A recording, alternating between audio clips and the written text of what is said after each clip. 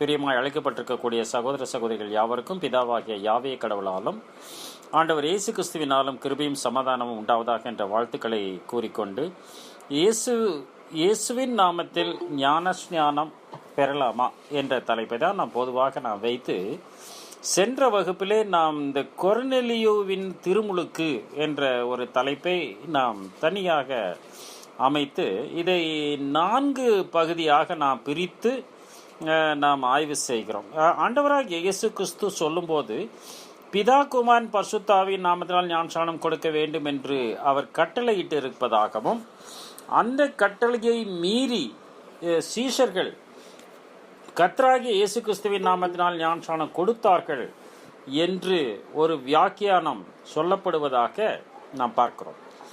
அதை நாம் அடிப்படையிலே வைத்து அப்போஸ்தலர் நடபடிகளில் 2ஆம் அதிகாரம், 8ஆம் அதிகாரம், 10ஆம் அதிகாரம், 19ஆம் அதிகாரம் இந்த 4 பகுதிகளில் மட்டும் அங்கு இந்த ஞானஸ்நானம் கொடுத்திருக்கிறார்கள் என்பதை குறித்து ஆதி அப்போஸ்தலர் சபையிலே இப்படி செய்திருக்கிறார்கள் என்பதை நாம் தெளிவாக நாம் புரிந்து கொள்ளுகிறவர்களாக இருக்கிறோம் பிரியமானவர்களே.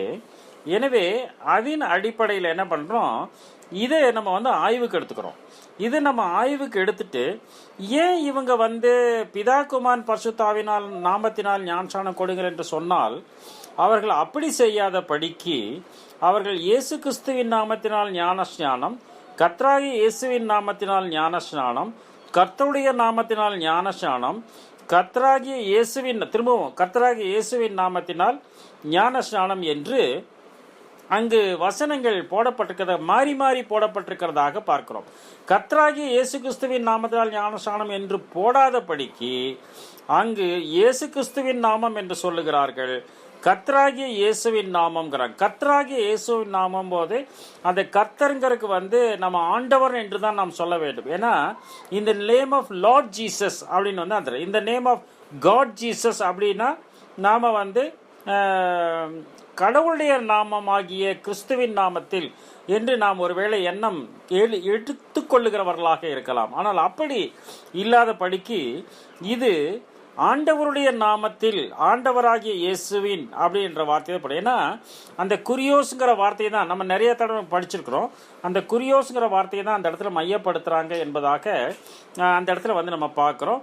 தியோஸ் என்ற வார்த்தை அந்த இடத்துல பயன்படுத்தவில்லை அப்படிங்கிறத தான் என்ன பண்றோம், நாம் மைய தியானமாக நாம் எடுத்து ஆய்வு செய்கிறவர்களாக இருக்கிறோம் பிரியமானவர்களே. அங்கு தியோஸ், ஈசோஸ், கிறிஸ்தோஸ் அப்படின்னு இல்லாதபடிக்கு குறியோஸ், ஈசோஸ், கிறிஸ்தோஸ் அப்படிங்கிறது தான் கிரேக்கத்தில் சொல்லப்பட்டிருக்கிறதாக அந்த இடத்துல நம்ம பார்க்குறோம். ஆனால் இந்த இடங்களில் அனைத்துமே ஒன்று இயேசு கிறிஸ்துவின் நாமம், கர்த்தராகிய இயேசு கிறிஸ்து நாமம் இல்லை. 2ஆம் அதிகாரத்தில் கர்த்தராகிய இயேசுவின் நாமம் அப்படிங்கிறாரு. முதல்ல இயேசு கிறிஸ்துங்கிறது, 2வது பார்த்தோம்னா 8ஆம் அதிகாரத்தில் கர்த்தராகிய இயேசுவின் நாமம்ங்கிறாரு. 3வது பார்க்கும்போது இந்த 10ஆம் அதிகாரத்தில் கர்த்தருடைய நாமத்தில் அப்படிங்கிறார். இந்த நேம் ஆஃப் த லார்ட் அப்படின்னு அந்த இடத்துல தான் சொல்றாரு என்பதாக பார்க்கிறோம். கர்த்தராகிய இயேசுன்னு என்ன பண்றாரு, இந்த அப்போஸ்தலர் 19ஆம் அதிகாரத்தில் நம்ம படிக்கிறோம். அப்ப இது எல்லாமே எடுத்து பார்த்தோம்னா அங்கு பிதா குமாரன் பரிசுத்தாவின் நாமத்தையும் பயன்படுத்தவில்லை, கர்த்தராகிய இயேசு கிறிஸ்து என்ற நாமமும் பயன்படுத்தவில்லை அப்படின்னா அந்த இடத்துல நம்ம முதலாவது நாம் தெளிவுபடுத்தி பார்க்கிறவர்களாக இருக்கிறோம் பிரியமானவர்களே. இந்த நாளிலே நம்ம என்ன பண்றோம், நம்ம ஏற்கனவே 2ஆம் அதிகாரத்தை தெளிவாக நாம் பார்த்து விட்டோம். அதுபோல 8ஆம் அதிகாரத்தின் முற்பகுதியும் என்ன பண்ணிட்டோம், அந்த இடத்துல நான் தெளிவாக நாம் பார்த்து விட்டோம். இப்போ நம்ம என்ன பண்றோம், இந்த கொர்நெலியு வீட்டில் தான் என்ன பண்றோம், அவங்க ஞானஸ்நானம் பெறும்போது ஒரு மாற்று ஏற்பாடு அந்த இடத்துல செய்யப்படுவதாக அந்த இடத்துல நம்ம பார்க்கிறோம். அப்போ முதல் ஞானஸ்நானம் என்பது எருசலேமில் யூதர்களுக்கு அருளப்பட்டது. 2ஆம் அதிகாரத்தில் எருசலேமில் யூதர்களுக்கு அருளப்பட்ட ஞானஸ்நானம் என்பதாக பார்க்கிறோம். 2வது சமாரியாவில் சமாரியர்களுக்கு கொடுக்கப்பட்ட ஞானஸ்நானம், பிலிப்பு மூலமா சமாரியர்களுக்கு கொடுக்கப்பட்ட ஞானஸ்நானம். முதல்ல பேதுரு மூலமாக எருசலேமில் கொடுக்கப்பட்ட யூதர்களுக்கு கொடுக்கப்பட்ட ஞானஸ்நானம் அப்படிங்கிறத தான் என்ன பண்றோம், அந்த இடத்துல முதலாவது நாம் புரிந்து கொள்ளுகிறவர்களாக இருக்கிறோம் பிரியமானவர்களே. அதுதான் என்ன பண்றாரு, இந்த இடத்துல மையப்படுத்துறாரு. 2வது பார்க்கும்போது அங்கு சமாரியாவில் சமாரியர்களுக்கு கொடுக்கப்பட்ட ஞானம் என்பதாக பார்க்கிறோம். மூன்றாவதாக நம்ம பார்க்கும்போது யூதர் அல்லாத ஜனங்கள். இப்போ கொர்நேலிய வீட்டில் பார்க்கும்போது புறஜாதியார் என்ற வார்த்தை நம்ம வேதாகமத்தில் கொடுக்கப்பட்டிருக்கிறது. புறஜாதியார் என்று சொன்னால் இங்கிலீஷில் ஜென்டைல்ஸ் அப்படின்னு ஒரு வார்த்தை கொடுக்குறாங்க.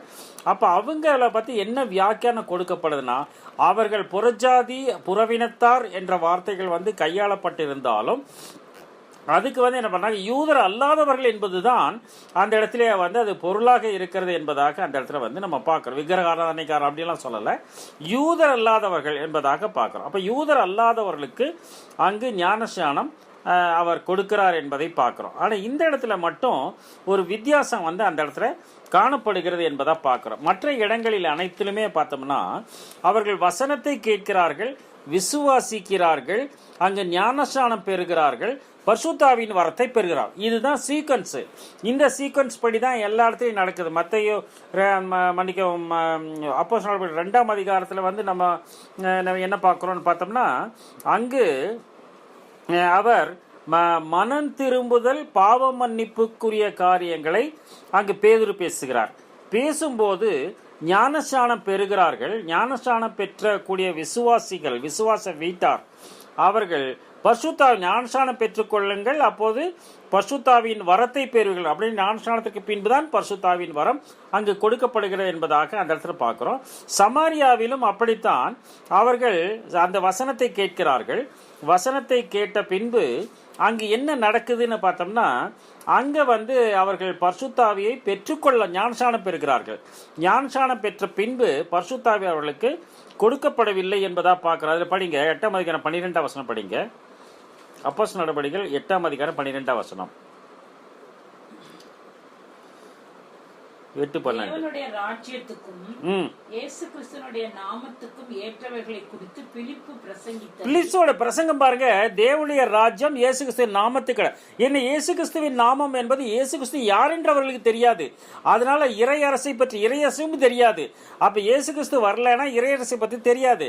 அப்ப தேவனுடைய ராஜ்யத்தையும் இயேசு கிறிஸ்துவின் நாமத்தை கடுத்த காரியங்களும் பவுல் பிலிப்பு பிரசங்கம் பண்ணும் போது என்ன நடக்கிறது?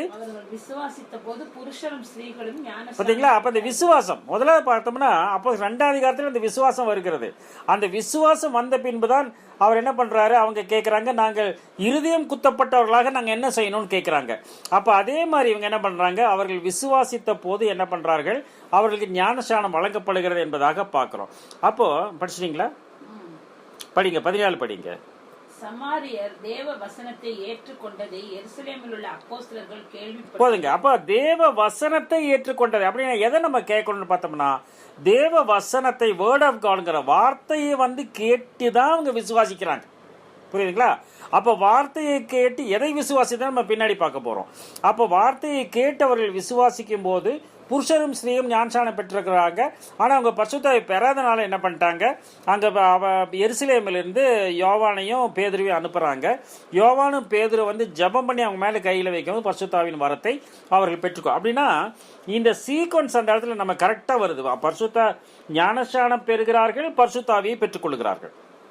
இதைத்தான் வந்து அந்த இடத்துல பார்க்குறோம். ஆனால் இந்த 10ஆம் அதிகாரத்தில் மாத்திரம் இது ஒரு விலக்கு அந்த இடத்துல காணப்படுகிறது என்பதாக அந்த இடத்துல வந்து நம்ம பார்க்குறோம். எப்படி அப்போஸ்தலர் நடபடிகள் 2ஆம் அதிகாரத்தில் வந்து இந்த பரிசுத்தாவி அருளப்பட்ட உடனே அங்கே என்ன நடந்ததுன்னு பார்த்தோம்னா, அங்கு பேதுரு எழுந்து நின்று பிரசங்கம் செய்கிறார்.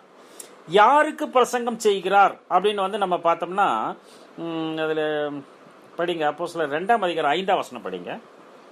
சத்தம் உண்டான போது திரளான ஜனங்கள் கூடி வந்து தங்கள் தங்கள் பாஷையிலே அவர்கள் பேசுகிறதை அவரவர்கள் கேட்டபடியினாலே கலக்கமடைந்தார்கள். எல்லாரும் பிரமித்து ஆச்சரியப்பட்டு ஒருவரை பார்த்து, இதோ பேசுகிற இவர்கள் எல்லாரும் கலிலேயர் அல்லவா? யூதராகிய நாம்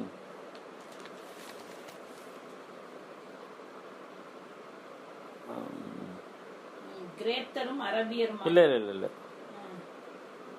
படிங்க. 5ஆம் வசனம் படிச்சீங்க. 2:5 வானத்தின் கீழ் இருக்கிற படிங்க. அதுதான் வானத்தின் கீழ் இருக்கிற சகல தேசத்தாரிலும் இருந்து வானத்தின் கீழ் இருக்கிற சகல தேசத்தாரிலும் இருந்து வந்த தேவ பக்தியுள்ள யூதர்கள் அப்பொழுது எருசலேமிலே வாசம் பண்ணினார்கள். அப்ப யூதர்கள் தான் அந்த இடத்துல வந்து மென்ஷன் பண்றாரு. இதுல வந்து என்ன பண்றாங்க, 18 விதமான பாஷைக்காரர்கள் இருக்கிறதாக பின்னாடி சொல்லுகிறார். இந்த 18 விதமான பாஷைக்காரர்கள் யூதர்களும் யூத மார்க்கத்தை அமைந்தவர்களும் என்று போடப்பட்டிருக்கிறதாக அந்த இடத்துல பார்க்கிறோம். அப்ப கிரேத்தரும் அரேபியருமாகிய நாம் நம்முடைய ஜென்ம பாஷையில் பேச கேட்கிறோமே அப்படிங்கும்போது அந்தந்த லாங்குவேஜ் அங்கே பேசி கொண்டிருக்கிறார்கள் என்பதை தான் அந்த இடத்துல வந்து நாம் தெளிவாக நாம் புரிந்து கொண்டவர்களாக இருக்கிறோம் பிரியமானவர்களே. அதற்கு பின்புதான் இந்த சமாரியாவில் சமாரியர்கள் இந்த வசனத்தை கேட்கிறார்கள். அப்போ வந்து இந்த அப்போஸ்தலர் 2ஆம் அதிகாரத்தில் பேதுரு எழுந்து நின்று 7 வித தீர்க்க தரிசன வசனங்களை அவர் எடுத்து சொல்லுவதாக பார்க்கிறோம். வேற என்ன நம்ம பண்ணக்கூடாது. நம்ம என்ன பண்ண வேண்டியதுன்னு பார்த்தோம்னா, பசுத்தாவை பெற்றுக்கொண்டவர்களாக இருக்கக்கூடியவர்கள் அங்க பேதுரு நிற்கிறாரு. நின்றுட்டு என்ன பண்றாரு, என்னுடைய ஊழியக்காரர்கள் மேலும் என் ஆவியை ஊற்றுவேன் என்று அங்கு யோவேலினால் உண்டான தீர்க்கதரிசனம் நிறைவேறியது என்று அது முதலாவது பேசுகிறார். அதை தொடர்ந்து என்ன பண்றார், பூமியின் மீது ரத்தம் அக்கினி புகைக்காலாக அதிசயங்களை காட்டுவேன் என்று 2வது ஒரு தீர்க்க தரிசனம் சொல்லுகிறார். அப்போ வந்து என்ன பண்றாரு, 3வது என் ஆத்துமாவை பாதாளத்தில் விடு பரிசுத்தவான் அழிவை காண ஒட்டீர் என்று சங்கீதம் ஜீவ மார்க்கத்தை எனக்கு தெரியப்படுத்தினீர் உம்முடைய சந்திநாரணத்தில் என்னை சந்தோஷத்தினால் நிரப்புவீர் என்று சொல்லுகிறார் கோத்திர தலைவனாகிய தாவீது என்று சொல்லுவதாக அந்த இடத்துல வந்து நம்ம பார்க்கிறோம். அது மாத்திரம் அல்லாதபடிக்கு அதே தாவீது தீர்க்கதரிசியாக இருந்து அவருடைய சிங்காசன் மேல் வீற்றிருக்கிறவர் என்பதை பற்றி அங்கு பேசுகிறார். அவருடைய ஆத்மா பாதாளத்தில் விடப்படுவதில்லை, அவருடைய பரிசுத்தவான் அழிவை காணுவது இல்லை என்று அங்கு இன்னொரு தீர்க்க தரிசனத்தையும் அவர் பேசுகிறார். அப்போ அந்த சங்கீதத்திலே என்ன பண்ண 16ஆம் அதிகாரத்தை பத்தி பேசுறாரு. அதை தொடர்ந்து 110ஆம் சங்கீதத்தையும் பேசுகிறார். நீ என்னுடைய வலது பாட்சத்தில் உட்காரும் என்று கர்த்தரின் ஆண்டவருடைய சொன்னார் என்று அங்கு சொல்லுவதாக பார்க்கிறோம். இதுக்கு அப்புறம் என்ன பண்றாரு, 7வது தீர்க்க தரிசனமாக இன்னும் அநேக வார்த்தைகளினாலும் சாட்சி கூறி மாறுபாடுள்ள இந்த சந்ததியை விட்டு விலகி உங்களை ரட்சித்துக் கொள்ளுங்கள் என்று கொஞ்சம் என்ன பண்றாரு, புத்தி சொல்லுகிறார் என்பதாகவும் அந்த இடத்துல வந்து பார்க்கிறோம். இது பிள்ளையாகிய இயேசுவின் மூலமாக வந்து ஏசாயா 57:19 அந்த இடத்துல சொல்லுவதா. இப்படி 7 விதமான தீர்க்கதரிசன வசனங்களை அவர் சொல்லும் போதுதான் அதை கேட்டவர்கள் என்ன ஆனார்கள், அதை அவர்கள் கேட்டபோது இருதயத்தில் குத்தப்பட்டவர்களாகி பேதுருவையும் மற்ற அப்போஸ்தலரையும் பார்த்து சகோதரரை நாங்கள் என்ன செய்ய வேணும்னு கேட்கிறார். அப்போ மன திரும்புதல் பாவ மன்னிப்பு விசுவாசம் இதன் அடிப்படையில் தான் அந்த ஞானஸ்நானம் என்பது அவர்களுக்கு வழங்கப்படுகிறது. அப்போது ஞானஸ்நானம் பெற்றுக்கொள்ளுங்கள், அப்போது பரிசுத்தாவின் வரத்தை பெறுவீர்கள் என்று சொல்லுவதாக அந்த இடத்துல வந்து பார்க்குறோம். விசுவாசிகள் எல்லாரும் ஒருமித்து அவர்கள் சகலத்தையும் பொதுவாக வைத்து அனுபவித்தார் என்று பின்னாடி சொல்லுவதாக பார்க்குறோம். அப்படின்னா அந்த விசுவாசம் என்பது முக்கியமாக அந்த இடத்துல காணப்படுகிறது என்பதை பார்க்குறோம். அவர்கள் எதை விசுவாசிக்க வேண்டும் என்பதைத்தான் நம்ம பின்னாடி நாம் தியானமாக எடுக்கிறோம். அப்போ அதுபோல இந்த அப்போஸ்தலர் நடவடிக்கைகள் 10ஆம் அதிகாரத்திற்குள்ளாக நாம் வந்து பார்த்தோம் என்று சொன்னால் அங்கு ஒரு உரையாடல் அந்த இடத்திலே காணப்படுகிறது. 2 கனவுகள் அந்த இடத்திலே வருகிறது, அதாவது தரிசனங்கள் என்று சொல்லப்படுகிறது. ஒன்று பேதுருவுக்கு அருளப்பட்ட தரிசனம், 2 கொர்நேலியுக்கு அருளப்பட்ட தரிசனம் என்பதாக பார்க்கிறோம். அப்போ கொர்நேலியுக்கு அருளப்பட்ட தரிசனம் பகல் 3ஆம் மணி வேளையில், மன்னிக்கவும் 3 மணிக்கு 9ஆம் மணி வேலை என்று போடப்படும். சாயந்தரம் 3 மணிக்கு இயேசு சிலுவையில் ஜீவனை விட்ட நேரத்தில் அவருக்கு ஒரு தரிசனம் கிடைக்கிறதாக பார்க்கிறோம். மாத்திரமல்லாதபடிக்கு பேதுருவுக்கு அதே போல தரிசனம் வந்து மகள் 12 மணிக்கு அங்கு கலக்கிறது. இயேசு சிலுவையில் ஏறிய நேரத்தை அங்கு மையப்படுத்திப்பார்கள். இங்க என்ன தரிசனம் வந்துச்சுன்னு உங்களுக்கு தான் நல்லா தெரியும். அதுக்கு பின்பாக என்ன பண்ணுகிறார், அங்கு 3 அவர் என்ன பண்ணுகிறார், 3 பேர் அந்த இடத்துல வந்து அவர்கள் தேடி வருவதாக அந்த இடத்துல பார்க்கிறோம். அப்போ இதோ 3 மனுஷர் உன்னை தேடுகிறார்கள் என்று சொல்வதாக பார்க்கிறோம். அப்போ இந்த கொர்நேலியு மூலமாக அனுப்பப்பட்ட அவர் மனுஷரில் 2 பேரும் போர்ச்சேவர்கள் ஒருவருமாக வருகிறார். அப்படியே 3 விதமான கூட்டத்தார், 3 விதமான மனிதர்கள், 3 மனிதர்கள் அங்கு அவரை சந்திக்கிறார்கள். அந்த மனிதரோடு கூட 3 மனிதர்னா நீங்க தெரியும், மணவாட்டி, திரள் கூட்டம், காக்கப்படுற கூட்டம் உங்களுக்கு தெரியும். அப்போ அவரோடு கூட என்ன செய்கிறார், அவர் ஏதும் விசாரிக்காமல் அவரும் அவரோடு கூட சில பேருமாக கொர்நேலியு வீட்டுக்கு செல்லுவதாக அந்த இடத்துல வந்து நம்ம பார்க்கிறோம். மறுநாளில் அவர்களுடனே கூட புறப்பட்டார். யோப்பா பட்டணத்தாராகிய சகோதரர் சிலரும் அவருடைய கூட போனார்கள். அப்படிங்கும்போது அப்ப பேதுரு வந்து மணவாட்டிக்கு முன்னடையாளமாகவும் அவர் கூட சென்று ஞானஸ்நானம் கொடுத்த அந்த விருத்த சேதனம் உள்ள யூதர்கள் வந்து அவர்கள் திரள் கூட்டத்துக்கு ஒப்புமையாகவும் என்ன பண்ணலாம், அந்த இடத்துல வந்து நம்ம படிப்பினையாக எடுத்துக்கொள்ளலாம். அடுத்த நாள் என்ன பண்ணாங்க, 4th டே நடக்கக்கூடிய நிகழ்வு. மறுநாளில் என்ன பண்றான்னு கேட்டீங்கன்னா, அவர் கொர்நேலியு இருக்கிறார், உறவின் முறையார் இருக்கிறார்கள், அது கூட என்ன பண்றாங்க, விசேஷித்த சிநேகிதர் இருக்கார்கள். 3 விதமான கூட்டத்தாரை பற்றி அந்த இடத்துல அவர் காத்திருக்கார் என்பதாக டேரியிங் டைம் சொல்றாங்க, காத்திருப்பின் நாள்ங்கிறாங்க. அப்ப காத்திருக்கக்கூடிய மக்கள் கூட்டங்கள் யார் என்று பார்த்தால், கொர்நேலியு, அவனுடைய வீட்டார், அவனுடைய வந்து உறவின் முறையார், அப்புறம் வந்து சிநேகிதர், விசேஷித்த சிநேகிதர். இப்போ 3 விதமான கூட்டத்தார் தான் வெயிட் பண்ணிட்டு இருக்கா என்பதாக மணவாட்டி திரள் கூட்டம், காக்கப்படுகிற கூட்டம் என்பவர் அவங்க என்ன பண்றாங்க, அந்த 4வது நாள் என்ன பண்ணுது, 3 நாள் முடிந்து அந்த 4வது நாளில் தான் என்ன பண்றார்கள், அவங்க அந்த இறை அரசிலே வந்து அவர்கள் எல்லா நிகழ்வுகளையும் என்ன பண்றாங்க, முக்கியமாக செயல்படுத்த முடியும் என்பதாக அந்த இடத்துல வந்து ஒரு பாடமாக வந்து நம்ம வந்து புரிந்து கொள்கிறவர்களாக இருக்கிறோம். அப்போது பேதுரு அங்க என்ன செய்கிறார், ஒரு 10 விதமான வியாக்கியானத்தை அந்த இடத்துல சொல்லுவதாக பார்க்கிறோம். கடவுளை பற்றி அவர் அந்த இடத்துல பேசுகிறார். அப்போ தேவன் பட்சபாதம் உள்ளவர் அல்ல. முதல்ல எடுத்தோன்னே கடவுளை பத்தி தான் பேசுறாரு. கடவுள் பட்சபாதம் உள்ளவர் அல்ல அப்படிங்கிற, நீதியை செய்கிற எவரும் அவருக்கு உகந்தவர் என்று பேசுகிறார். அதோடு கூட எல்லாருக்கும் கர்த்தரா இருக்கிற இயேசு கிறிஸ்துவை கொண்டு அவர் சமாதானத்தை சுவிசேஷமாய் அறிவித்து இந்த வார்த்தைகள் என்ன பண்ணிருக்காரு, நீங்க இது உங்களுக்கு எல்லாம் தெரியும் அப்படின்னு அப்படின்னு தெரிஞ்சிருக்கிறாங்க என்பதை தான் அந்த இடத்துல வந்து பார்க்குறாரு. அப்போ யோவான் ஞானஸ்நானம் கொடுத்ததுல இருந்து இது வந்து என்ன பண்றாரு, சுவிசேஷம் கலிலேயால தான் ஆரம்பிக்குது இல்லையா, இருக்க ஜனங்கள் பெரிய வெளிச்சத்தை கண்டாருன்னு சொல்றாரு. அதுல யூதேயா தேசம் எங்கும் நடந்த சங்கதி இது என்பதாக அங்கங்க சிலர் கேட்டிருக்கா என்பதை பார்க்கிறோம். ஆனால் இவர் செய்யக்கூடிய அந்த நல்ல ஒழுக்கமும் நீதியும் அந்த தான தர்ப்பங்களும் கடவுளுடைய சமூகத்தில் நிறைவேறப்பட்டது என்பதாக அப்போ நசரேனாகிய இயேசு என்று திரும்பமாக அவர் பேசுவதாக அந்த இடத்துல பார்க்கிறோம். அந்த நசரேனாகிய இயேசுவை அங்கு தேவன் அபிஷேகம் பண்ணினார் என்றும் அவர் பிசாசின் வல்லமையில் அகப்பட்ட யாவரையும் குணமாக்குறாரா சுற்றி திரிந்தார் என்று அங்கு தேவனை மையப்படுத்தியவர் இங்கு கிறிஸ்தவையும் மையப்படுத்தி காட்டுகிறார் என்பதாக பார்க்கிறோம். அவங்கள என்ன செய்யறாங்க, இவங்க கொலை செஞ்சுட்டாங்க. 3ஆம் நாளில் கடவுள் அவரை பிரத்யட்சமாக காணும்படி செய்தார் போது அவரை எழுப்பி இருக்கு. அப்ப தேவன் அவரை எழுப்பி இருக்கிறார் என்பதையும் சொல்லுகிறார். இதற்கு நாங்கள் சாட்சிகள். அவர் நியாயாதிபதி என்பதையும் அவர் வந்து வேத வாக்கியங்கள் இவனமாக சொல்லுகிறது என்பதையும் விவரித்து அங்கே பேசுவதாக அந்த இடத்துல வந்து பார்க்கிறோம். இறுதியாக அவர் என்ன சொல்லுகிறார், அவரை விசுவாசிக்கிறவன் எவனோ அவன் அவருடைய நாமத்தினாலே பாவமன்னிப்பை பெறுவான் என்று தீர்க்கதரிசிகள் எல்லாரும் அவரை கொடுத்து சாட்சி கொடுத்திருக்கிறார்கள் என்று சொல்லுவதா. அதனால் போன வகுப்புல வந்து நம்ம பார்த்தோம், ஒரு 10 விதமான தீர்க்கதரிசிகள் அந்த இடத்துல இதை பற்றி பேசி இருக்கிறார்கள் என்பதையும் நாம் தெளிவாக போன வகுப்பிலே நாம் புரிந்து கொண்டவர்களாக இருக்கிறோம். பிரியமானவர்களே, இந்த வார்த்தைகளை பேதுரு பேசிக் கொண்டிருக்கையில் இதை அவர் பேசிட்டு இருக்கும் போதே இங்க மாறாக ஞானஸ்நானத்திற்கு முன்பாகவே பரிசுத்தாவி அவர் வசனத்தை கேட்ட யாவர் மேலும் பரிசுத்தாவி இறங்கியது அப்படின்னு சொல்றார்.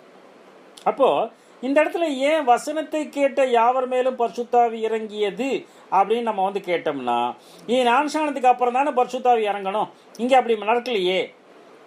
அப்போ வந்து பிரசங்கம் பண்ணிட்டார் அவர் பிரசங்கம் பண்ணி சொல்ல உடனே அவங்களாம் நாங்களாம் விசுவாசிக்கிறோம்னு சொன்னதுக்கு அப்புறம் வா போய் ஞானஸ்நானம் கொண்டா கூட வந்தவர் என்ன பண்ணுவாங்க, நிச்சயம் அதை அப்ஜெக்ட் பண்ணியிருப்பாங்க.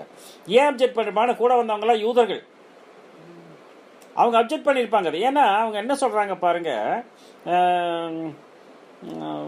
45-46 பாருங்க. அவர்கள் பல பாஷைகளை பேசுகிறதையும் கவனிக்கணும். இங்க வந்து அவர்கள் அந்நிய பாஷை பேசுகின்ற சொல்லவில்லை, அவர்கள் பல பாஷைகளை பேசுகிறார்கள் என்பதை பார்க்கிறோம். வேற நிறைய லாங்குவேஜ் வந்து அவங்க பேசுறாங்க. அவங்க பேசுற பாஷை புரியுது. எப்படி புரியுதுன்னு சொல்றோம், பேசுகிறதையும் தேவனை புகழ்கிறதையும் கடவுளை புகழ்கிறதையும். அப்ப அவங்க புரியுதுன்னு தானே அர்த்தம், புகழ்கிறதையும். கூட வந்திருந்த விருத்த சேதனம் உள்ள விசுவாசிகள் கேட்கும்போது பாத்தீங்களா, இது வந்து பரிசுத்தாவிய முதல்ல அவங்களுக்கு கொடுக்கலன்னா பேதுருவோடு வந்திருந்த விருத்த சேதமுள்ள விசுவாசிகள் இதற்கு உடன்பட்டிருக்க மாட்டார்கள் என்பதுதான் அந்த இடத்துல பார்க்கிறோம். அதனாலதான் அவர்களுக்கு பரிசுத்தாவி ஞானஸ்நானத்துக்கு முன்பாக அருளப்பட்டிருக்கிறது என்பதை நாம் தெளிவாக புரிந்து கொள்கிறவர்களாக இருக்கிறோம். பிரியமானவர்களே, வரம் புறஜாதிகள் மேலும் பொழிந்தருளப்பட்டதை குறித்து பிரமிக்கிறாங்க. அப்பதான் என்ன சொல்றாரு,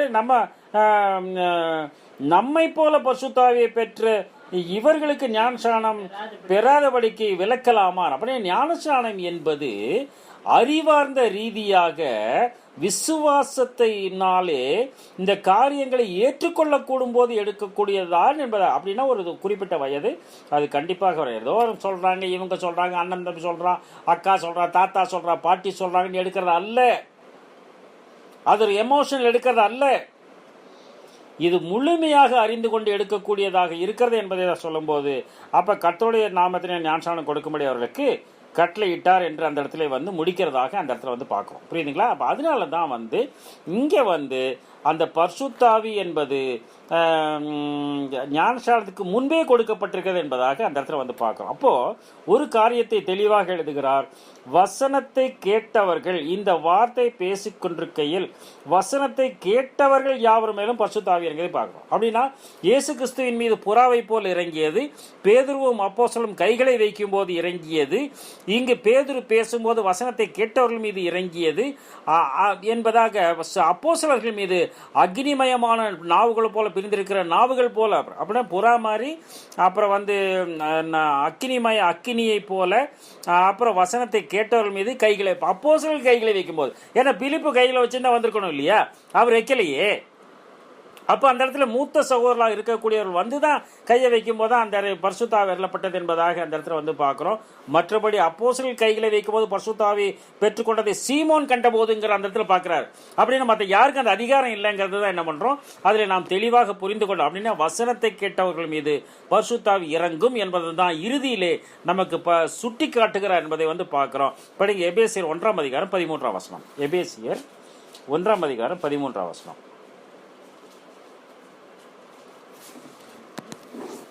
1:13. நீங்களும் உங்கள் ரட்சிப்பின் சுவிசேஷமாகிய சத்திய வசனத்தை கேட்டு, அதுதான் நீங்களும் உங்கள் ரட்சிப்பின் சுவிசேஷமாகிய சத்திய வசனத்தை கேட்டு விசுவாசிகள் ஆன போது, சத்திய வசனத்தை கேட்டு விசுவாசிகளான போது வாக்குத்தத்தம் பண்ணப்பட்ட பரிசுத்த ஆவியால் அவருக்குள் முத்திரை போடப்பட்டீர்கள் அப்படின்னு என்ன பண்றாரு அந்த இடத்துல அவர் பேசுவதாக அந்த இடத்துல பார்க்கிறோம். அப்படின்னா இந்த இடத்துலயும் என்ன செய்கிறார், அவர் விசுவாசம், பரிசுத்த ஆவியின் வரம், ஞானஸ்நானம் இந்த காரியங்களே இருப்பாங்க. அப்படி ஒவ்வொரு பகுதியிலையும் நம்ம பார்க்கும்போது அங்கே என்ன பண்றாரு அந்த இடத்துல விசுவாசம், ஞானஸ்நானம், பரிசுத்தாவின் வரம், இதைத்தான் என்ன பண்றாரு அந்த இடத்துல பேலன்ஸ் பண்ணி கொண்டு வருகிறார் என்பதை நாம் தெளிவாக புரிந்து கொண்டவர்களாக இருக்கிறோம் பிரியமானவர்களே. இப்போது நான் 19ஆம் அதிகாரத்துல இங்கே கர்த்தருடைய நாமத்தில் என்பதான் போடப்பட்டிருக்கு என்பதாக பார்க்கிறோம். இப்ப 19ஆம் அதிகாரத்தில் நம்ம பார்த்தோம்னா பேப்டிசம் 2 தடவை எடுக்கலாமா அப்படின்னு ஒரு கேள்விக்கு இந்த இடத்துல விலை காணப்படுகிறது என்பதாக அந்த இடத்துல பார்க்கிறோம். 1ஆம் வசனத்திலிருந்து படிங்க, 5 வசனம். அப்பல்லோ என்பவன் கொரிந்து பட்டணத்திலே இருக்கையில் பவுல் மேடான தேசங்கள் வழியாய் போய் எபேசுவுக்கு வந்தார். இந்த கொரிந்து பட்டணங்கிறது கிரீஸ் அப்படின்னு பார்க்கிறோம். இந்த எபேசுங்கிறது யூரோப் என்பதாக, ஐரோப்பிய நாடு என்பதாக பார்க்கிறோம். அப்ப கிரீஸ்ல இருந்து ஐரோப்பியாவுக்கு அவர் வருவதாக அந்த இடத்துல பார்க்கிறோம். அதுக்குரிய தூரங்கள் எல்லாம் சிலதெல்லாம் நமக்கு சொல்லப்பட்டிருக்கிறது என்பதாக பார்க்க, அது நமக்கு வேண்டாம். கண்டு நீங்கள் விசுவாசிகள் ஆன போது பரிசுத்த ஆவியை பெற்றீர்களா அப்படின்னு அந்த விசுவாசத்தை மையப்படுத்த பாத்தீங்களா? அப்ப விசுவாசம் தான் முக்கியமா வருது. நீங்கள் விசுவாசம் பார்த்த போது, விசுவாசிகள் ஆன போது பரிசுத்த ஆவியை பெற்றீர்களா என்று அவர் கேட்கும் போது என்ன மறுமொழி சொல்லுங்க பாருங்க. அதற்கு அவர்கள் பரிசுத்த ஆவி உண்டு என்பதை நாங்கள் கேள்விப்பட, அதை பத்தி எங்களுக்கு தெரியாதுங்கிறாங்க. அப்படின்னா அந்த விசுவாசத்திற்கும் ஞானஸ்நானத்துக்கும் பரிசுத்த ஆவி பெற்றுக்கொள்வதற்கும் அங்கு தொடர்பு இருந்தாலும் இங்கு என்ன பண்றாங்க, இவர்கள் ஞானஸ்நானத்தை மட்டும்தான், பாவ மன்னிப்புக்கென்று மனம் திரும்பதற்காக ஞானஸ்நானத்தை மாத்திரம் பெற்றிருந்தார்களே தவிர இயேசுவின் நாமத்தை அவர்கள் அறியாதவர்களாக இருந்திருக்க கூடும்ங்கிறது தான் அந்த இடத்துல பார்க்கிறோம். பரிசுத்த ஆவி என்னன்னு எங்களுக்கு தெரியவே தெரியாது அப்படின்னு சொல்லும் போது அவர் என்ன பண்றாரு பாருங்க. அப்பொழுது அவர், அப்படியானால் நீங்கள் எந்த ஞானஸ்நானம் பெற்றீர்கள் என்றார். அப்படியானால் நீங்கள் எந்த ஞானஸ்நானம் பெற்றீர்கள், அப்படி நீங்க விசுவாசியாகும் போது எதை விசுவாசித்தீர்கள், எந்த ஞானஸ்நானம் பெற்றீர்கள் என்று அவர் கேட்கும் போது அதற்கு அவர்கள் யோவான் கொடுத்த ஞானஸ்நானம் பெற்றோம் என்றார். யோவான் கொடுத்த ஞானஸ்நானம் தான் நாங்க எடுத்திருக்கோங்கிறார். அப்ப யோவான் ஸ்நானகனும் வெறுமனே ஞானஸ்நானம் கொடுக்காதபடிக்கு தனக்கு பின் வருகிறவராகிய இயேசு கிறிஸ்துவை மையப்படுத்தி தான் ஞானஸ்நானம் கொடுத்திருக்கிறாருங்கிற என்ன பண்றாரு அங்கேயே நம்ம பார்த்திருக்கிறோம் இல்லையா? எனக்கு பின் ஒரு வருகிறார், அவருடைய பாதரட்சி வாரி சுமப்பதற்கு நான் பாத்திரவான் அல்ல, அவர் பசுத்தாவினால் அக்னினால் ஞானஸ்நானம் கொடுப்பார்னு சொல்லியிருக்கிறார் ஏற்கனவே. அதைத்தான் இந்த இடத்துல அவர் பவுல் மென்ஷன் பண்றார். படிங்க. அப்பொழுது பவுல், யோவான் தனக்கு பின் வருகிறவராகிய கிறிஸ்து இயேசுவில் விசுவாசிகளாய் இருக்க வேண்டும் என்று ஜனங்களுக்கு சொல்லி மனம் திரும்புதலுக்கு ஏற்ற ஞானஸ்நானத்தை கொடுத்தாரே. இயேசு கிறிஸ்து மேல விசுவாசம் வைக்கணும்னு சொல்லிதான் ஞானஸ்நானம் கொடுத்துருக்கிறார் அவரு. அது ரொம்ப முக்கியம். இயேசு கிறிஸ்துவை நீங்க விசுவாசிச்சுதான் ஞானஸ்நானம் எடுக்கணும்ங்கிறாரு. இயேசு கிறிஸ்துவ நாங்க என்னானுங்க விசுவாசிக்கிறது. ஆமா, இயேசுவை எங்க சொந்த அடிச்சு நான் ஏத்துக்கிட்டோம், என் பாவத்தை மன்னிச்சிருக்காரு, நான் மனம் திரும்பிட்டேன், என் பாவத்தை மன்னிச்சிருக்காங்க, அதனால எனக்கு பாவ ரட்சகர் அவரு, பாவ நாசகர், என்னை ரட்சித்தவர் அப்படின்னு நான் விசுவாசிக்கிறேன் அப்படிங்கிற விசுவாசத்தை தான் மையப்படுத்துறாரான்னு நம்ம பார்க்கணும். புரியுதுங்களா உங்களுக்கு? அப்ப சொல்லும் போது என்ன பண்ணாரு, ஞானஸ்நானம் கொடுத்தானே என்று சொல்லுகிறார். அதை கேட்டபோது அவர்கள் விசுவாசித்து கர்த்தராகிய இயேசுவின் நாமத்தினால் ஞானஸ்நானம் பெற்றார்கள். கர்த்தராகிய இயேசுவின் நாமத்தினால், in the name of Lord Jesus, not in the name of Lord Jesus Christ. பார்க்கணும் அதையே. அப்ப ஜீசஸ் அந்த இடத்துல மையப்படுத்துறாரு, ஜீசஸா மையப்படுத்துறார். ஏன்னா இயேசு கிறிஸ்துவுக்குள்ளாக ஞானஸ்நானம் பெறுவது தான் ஞானஸ்நானமே தவிர உட்கார வச்சு எடுக்கிறது ஞானஸ்நானம் அல்ல, தெளிச்சு விடுறது ஞானஸ்நானம் அல்ல, குப்புறப்படுக்க வச்சு எடுக்கிற ஞானஸ்நானம் அல்ல, முழங்கால் போட்டு சும்மா தண்ணி மேல படுறதுக்காக எடுக்கிறது ஞானஸ்நானம் அல்ல, கணுங்கால் தொட்டியில வந்து படுக்க வச்சு எடுக்கிறது ஞானஸ்நானம் அல்ல, படுத்துக்கோப்பா அப்படின்னு எந்திரிக்க ஞானஸ்நானம் அல்ல. இடுப்பளவு தண்ணீரில் அவரை கீழே தள்ளி முழுமையாக கீழே விழுந்து, ஏங்க ஒருத்தர் வந்து அடக்கம் பண்றீங்கன்னா காலை மடக்கி வச்சு அடக்கம் பண்ணுவீங்களா? நீங்க அப்படி பண்ணுவோமா? நம்ம இல்ல உட்கார வச்சு சில சமூகத்துல சேர்ல உட்கார வச்சு அடக்கம் பண்ணுவாங்க, சேரோட அடக்கம் பண்ணுவாங்க. அப்படியாது இல்லையா? 6 அடி வேணும், அகல 6 அடி வேணும், ஆழம் இடுப்பளவு ஆழ வேணும், அந்த அளவுக்கு தண்ணி இருக்கணும். தண்ணி மிகுதியா இருந்தபடியால் ஞானஸ்நானம் பெற்றார்கள். நம்ம குறைஞ்ச ஜேசிபியில வந்து ஞானஸ்நானம் கொடுக்கறது அல்ல. புரியுதுங்களா உங்களுக்கு? ஜாக்கிரதையுடையவர்களாக இருக்க வேண்டும்ங்கிறத அந்த இடத்துல வந்து மையமாக காட்டுகிறார் என்பதை அந்த இடத்துல பார்க்கிறோம். ஞானஸ்நானம் பெற்ற பின் என்ன நடக்கிறது பாருங்க. அந்த இடத்துல 6ஆம் வசனம். அல்லாமலும் பவுல் அவர்கள் மீது கைகளை வைத்த போது பேதுருவும் யோவானும் கைகளை வைக்கும் போது பரிசுத்தாவியை பெற்றுக் கொண்டார்கள். இப்போது பவுல் வந்து என்ன அவர்கள் மீது கைகளை வைக்கிறார், பரிசுத்தாவி அவர்களுக்குள் வருகிறது. வந்து என்ன பண்ணிட்டாங்க பாருங்க, அவர்கள் அந்நிய பாஷைகளை பேசி தீர்க்கதரிசனம். அவர் அந்நிய பாஷையை பேசின்னு சொல்லல, அவர் அந்நிய பாஷைகளை பேசி, பலவிதமான பாஷைகளை பேசி, வெவ்வேறு பாஷைகளை பேசி, அப்படிதான் வசனம் இருக்கு. அந்த 1 அதிகாரத்தில் தான் அந்நிய பாஷை என்ற வார்த்தை காணப்படுகிறது. பல பாஷைகளை அந்நிய பாஷைகளை பேசி தீர்க்க தரிசனம் சொன்னார்கள். அப்படின்னா அவங்க என்ன பேசியது, என்ன அந்நிய பாஷை, அவர்கள் சொன்ன தீர்க்க தரிசனம் எது, அவர்கள் சொன்ன தீர்க்க தரிசனம் எது என்று கேட்டால் 8ஆம் வசனத்தில் எழுதுறா என்ன தரிசனத்தை சொன்னாங்கன்ட்டு. பின்பு பவுல் ஜெப ஆலயத்திலே பிரவேசித்து தைரியமாய் பிரசங்கித்து 3 மாதம் அளவும் தேவனுடைய ராஜ்யத்துக்கு அடுத்தவைகளை குறித்து சம்பாஷணை பண்ணி புத்தி சொல்லி. தேவனுடைய ராஜ்யத்தை குறித்து பேசுவது என்னது? அதான் தீர்க்க தரிசனம். இறையரசை பற்றி பேசுவது இன்னும் வரல, வராத காரியத்தை எடுத்து சொல்லுவதுதான் தீர்க்க தரிசனம். அப்ப இறையரசை பற்றி பேசுவது தீர்க்க தரிசனம். அங்கு பிலிப்பும் இறையரசை பற்றி பேசினார், பவுலும் இறையரசை பற்றி பேசினார், யோவானும் பேசினார், இயேசுவும் பேசினார், எல்லாரும் இறையரசை பற்றி பேசுறார். நாம இறையரசை பத்தி பேசுகிறோமா? இல்ல ஏதோ ஒரு டாபிக் எடுத்து அதை பத்தி பேசிட்டு பேசாம போயிடறோம். நீங்க என்ன பேசினாலும் எங்க பேசினாலும் ஜீசஸை சென்டர் பண்ணணும், இறையரசில கொண்டு போய் முடிக்கணும். இதுதான் டார்கெட். ஒருத்த வந்து கால்பந்தாட்டம் விளையாடினான்னா அந்த கால்பந்தாட்டத்தோட டார்கெட் வந்து அடுத்த கோல் போஸ்ட். சும்மா சுத்தி சுத்தி சுத்தி சுத்தி விளையாண்டுட்டு தலையில் அடிச்சுட்டு மூக்கில் அடிச்சுட்டு காலில் அடிச்சுட்டு வளர்த்தானா அது விளையாட்டு இல்லது, அது உங்களுடைய டேலண்ட். அது டார்கெட் அந்த கோல். அப்ப எந்த கோல் அது? இறையரசு, இயேசு கிறிஸ்து. இது ரெண்டையும் தான் சொல்றாரு அந்த இடத்துல. அப்படின்னு இங்க என்ன தீர்சம் சொன்னார்கள்? இறைசேரை பற்றி பேசினார்கள். சரி, என்ன அந்நிய பாஷைகளை பேசினார்கள்? 10ஆம் வசனம்.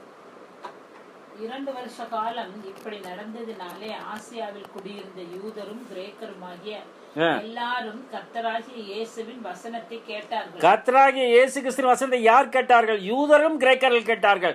யூதருக்கு கிரேக்க பாஷை அந்நிய பாஷை, கிரேக்கர்களுக்கு யூத பாஷை அந்நிய பாஷை. அதானே? இவன் பேசுறது அவனுக்கு புரியாது, இப்போ புரியுது. யூதர் பேசினா நமக்கு புரியுமா? நமக்கு புரியாது, நமக்கு புரியணும். அது அந்நிய பாஷை வரம். நம்ம பேசணும் யூத பாஷையை. இன்னைக்கு நிறைய பேர் யூத பாஷையை பேசிட்டு இருக்கிறாங்க, கற்றுக் கொடுத்து கொண்டிருக்கிறார்கள். அதெல்லாம் இருக்குது, கற்றுக்கொள்ள வேண்டும். அப்படி என்ன அந்நிய பாஷை பேசுறாங்க? யூதர்கள் கிரேக்க பாஷையும் கிரேக்கர்கள் யூத பாஷையும் பேசினார்கள் என்பதைத்தான் அந்த இடத்துல மையமாக பார்க்கிறோம் என்பதாக பார்க்கிறோம். இந்த இடத்துல கர்த்தருடைய நாமத்தில், கர்த்தர் இயேசுவின் நாமத்தினாலே ஞானஸ்நானம் பெற்றார்கள் என்பதையும் அந்த இடத்துல நாம் தெளிவுபடுத்தி பார்க்கலாம் இருக்கிறோம் பிரியமானவர்களே. அங்கு நிறைவாக நம்ம என்ன பார்க்கிறோம் பார்த்தோம்னா, இவங்க என்னத்தை விசுவாசிக்கணும் அப்படிங்கிறத வந்து மையப்படுத்துறாரு. இப்போ கந்தாயோட மந்திரி, அதே இப்போ 8ஆம் அதிகாரத்துக்கு வந்துடுறோம். அங்கே பிலிப்பு என்ன பண்ணுகிறார்? அவரை கொண்டு போய் கந்தாயோட மந்திரி இடத்திலே விட்டு விடுகிறார். அந்த கதை நமக்கு தெரியும். அவர் ஏசாயா புத்தகம் 53 படித்து கொண்டு செல்லுகிறார். அங்கே வந்து என்ன பண்ணுறாரு? நீ படிக்கிறது உனக்கு புரியுதான்னு கேட்குறாரு. எனக்கு இது சொல்லனா எனக்கு என்ன புரியும் அப்படின்னு வந்து அந்த இடத்துல வந்து அந்த சொல்லுகிறதாக அந்த இடத்துல பார்க்க, அவர் ஏசாயா நாகமத்தை வாசிக்கிறதை கண்டு நீ வாசிக்கிற கருத்து உனக்கு புரிகிறதா அப்படின்னு என்ன பண்ணுறாரு? அந்த இடத்துல வந்து கேட்கும்போது அவர் என்ன பண்ணுறாரு? ஆமாம். அப்போ என்ன பண்ணுறாரு? பேசுகிறாரு. பேசும்போது என்ன பண்ணுறாரு? இவர் இன்ட்ரெஸ்டிங்காக பேச ஆரம்பிக்கும் போது என்ன பண்ணுறாரு? அவர்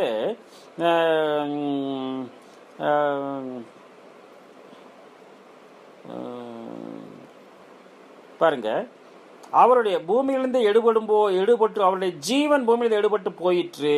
அவருடைய வம்சத்தை யாராலே சொல்லி முடியும் என்பார். வம்சத்தை யார் சொல்லி முடியும் அப்படின்னு சொல்றாரு. வம்சத்தை முடியாதுங்கிறாரு. வம்சத்தை சொல்ல முடியும், வம்சம் இருந்தால் தானே சொல்ல முடியும், வம்சம் இல்லை சொல்ல முடியாது. இது வந்து அவர் சந்தோஷமான நிகழ்ச்சி. யாருக்கு? அந்த கந்தாயோட மந்திரிக்கு. ஏன் கந்தாயோட மந்திரி யாரு? அவர் சந்ததியை உண்டாக்காதவராக இருக்கக்கூடியவர். அதான் இங்கிலீஷ்ல யூனாக் அப்படிங்கிற வார்த்தை போட்டிருக்குது. யூனாக்ங்கிற வார்த்தைக்கு சந்ததி வருமா இல்லையா? திருநங்கைக்கு சந்ததி வருமா? வராது. அதான் இங்க சொல்றாரு, அவருடைய வம்சத்தை யாரால் சொல்ல முடியும்? வம்சம் கிடையாது, ஜீவன் எடுபட்டது, போயிட்டார், அவரு சந்ததி இல்லை அப்படிங்கிற அளவுக்கு அவர் புரிந்து கொண்டுதான் என்ன பண்ணுகிறார்? அதை இன்ட்ரெஸ்டா வாசித்துக் கொண்டு இருக்கிறார் என்பதை ஒரு வியாக்கியானமாக நம்ம சொல்லலாம். இதை பற்றி அவர்கள் பேசும்போது என்ன நடக்குதுன்னு பாத்தீங்கன்னா 31ஆம் வசனத்துல, அதற்கு அவர், ஒருவர் எனக்கு தெரிவிக்காவிட்டால் அது எனக்கு எப்படி தெரியும் என்று சொல்லி பின்பு சொல்லி ஏறி தன்னோட உட்காரும்படி அவனை வேண்டிக் கொண்டார். இப்ப என்ன பண்றாங்க? 2 பேரும் ரதத்துல உட்கார்ந்து பேசிட்டு போயிட்டு இருக்கிறாங்க. அப்படித்தானே? ரதத்தில் ஏறி உட்கார சொல்ற, ரதத்தில் உட்கார்ந்து என்ன பண்ற? ரதம் போகுது, ரதத்தில் ஏறி 2 பேரும் உட்காந்து பேசிட்டு போயிட்டு இருக்கிறாங்க.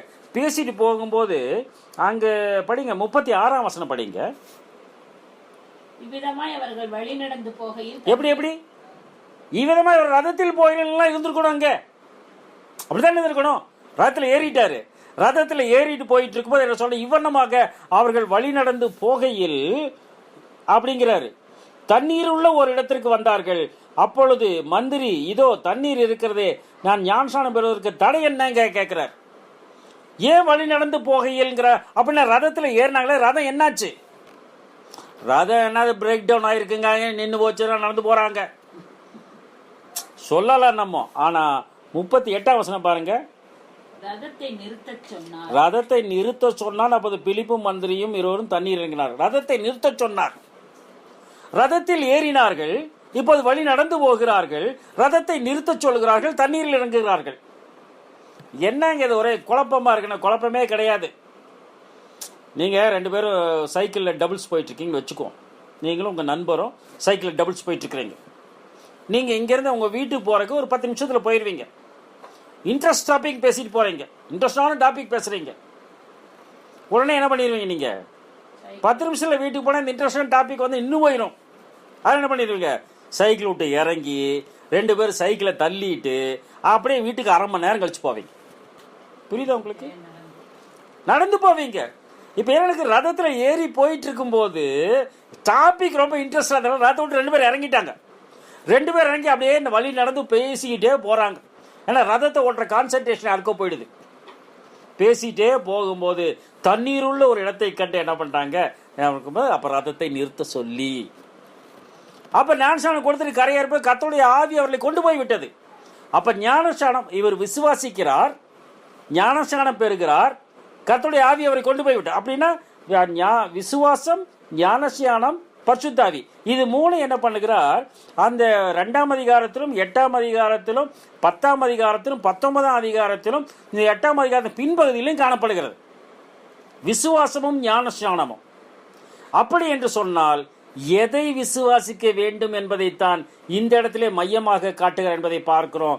படிங்க, என்ன படிக்கிறார், மிகுதியா இருக்கிறது ஞானஸ்நானம் தடை என்னன்னு கேட்ட உடனே 37.